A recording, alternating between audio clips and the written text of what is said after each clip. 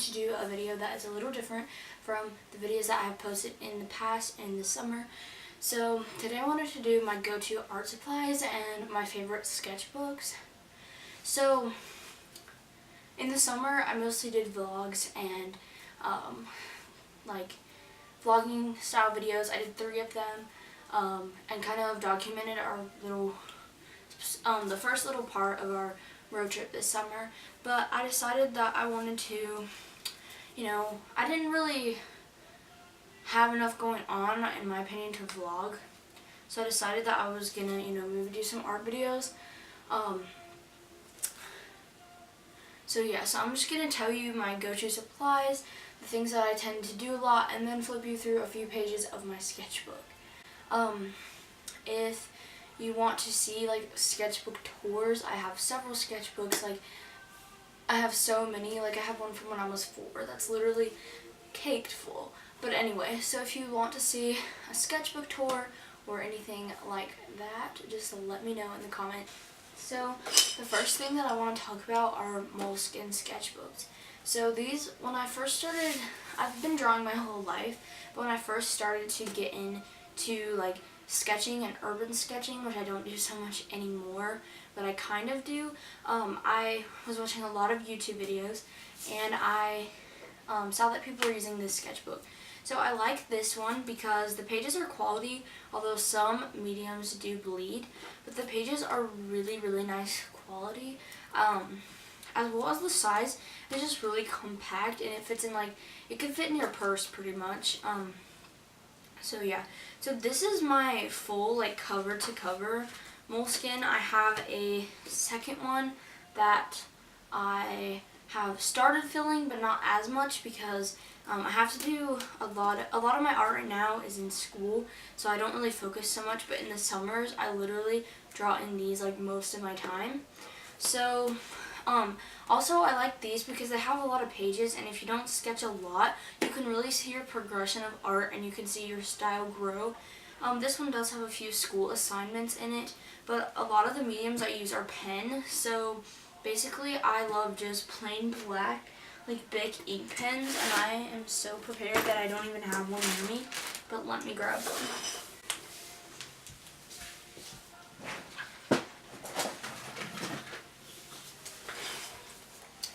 Okay, so basically these little black ink pens just like this, they come in a 20 pack for, I don't know, $3.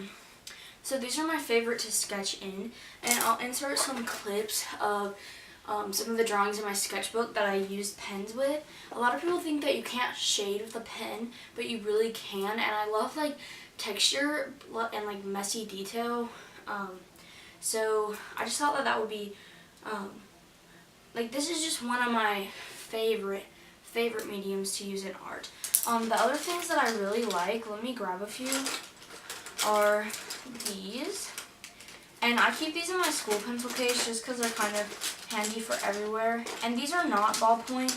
These are felt tip, but the tip is so fine that you can get the same texture, the same textures. But these are the Staedtler Fine Points. I'm pretty sure that's what they're called. No, they're the Staedtler Tri-Plus Fine Liner, and they come in a pack of 20, and you get pretty much every color in the rainbow. You get blacks, grays, yellows, blues, purples, oranges, and a few shades of each depending on the color range that you purchase. These are my favorite because, for one, they're really useful in school, and 2, you can get really super detailed work because of the tip on them. So yeah, I really, really like these for, just art in general, and I don't know. Okay, so the next thing that I want to talk about are Copic markers, and I know that these are super expensive, but they are so worth the money. A cheaper alternative are Prismacolors, and I have used those. I just don't own any. I use them at school, and they work really well, but they don't blend the same way these do. Nothing really blends like these. I just keep the primary colors in my school pencil pouch so that I don't have to carry them around at school, the whole case at school. But my case is somewhere in my room. I just don't remember where. I think it's in my art box actually. But anyway, So yeah, these are my favorite. I only have one of the like original like these ones, but I have like the Chow set, I guess what they're called. They're just a skinnier version. They both hold like equally well in your hand, but these are just the ones that I got for Christmas. So the next thing that I want to talk about is the Koi watercolor set. So if you like watercolor or like sketchbook journaling, even the slightest bit, oh my gosh, there's black paint on this. But anyway, if you like like sketchbooking, and like you work in your sketchbook and you just like watercolor in general, this is so great. It's only like, I think it's less than $30, and I have the larger set. So basically, mines are super messy, because I use it a lot, but basically it just has like a mixing tray that you can take out, and you can like, I don't know why mine was stuck, and you can take out and you can put it on the side, and it's really good for traveling, and then you can mix and then go back to your colors, because with watercolor you can do that. And then my colors are all kind of jumbled because I was recently doing watercolor, but it comes with sponges. There's one on this side too. And then it does come with a brush, but I lost mine. Don't recommend doing that. And it comes with water, and it doesn't come with water. The brush has like a water attachment, so it's really good for travel, so you don't have to have a cup of water and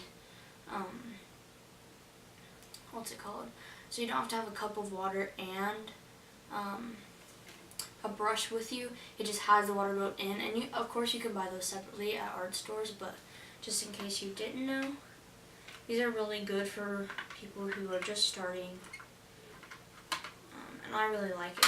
It also has like a little clip on the back that you can put your hand through to help you hold it, and it's really good, and it's really nice.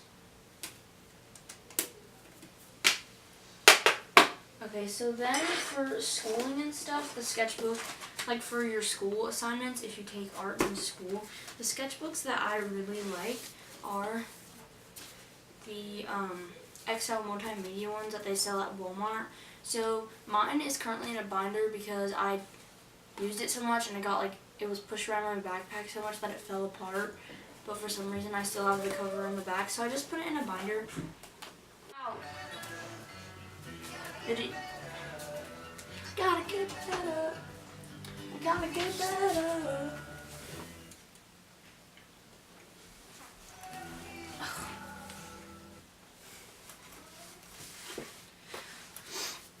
Okay, so I was talking about my sketchbook. So like I said, it's currently in a binder because I just used it so much. But the pages in it, I'll get one out, are super like thick, and it's for multimedia, of course, so it's gonna, most mediums are going to show up on it. Not show up, but not like bleed through, I mean. Copic markers, they do bleed through this paper, and I think Prismacolors do as well.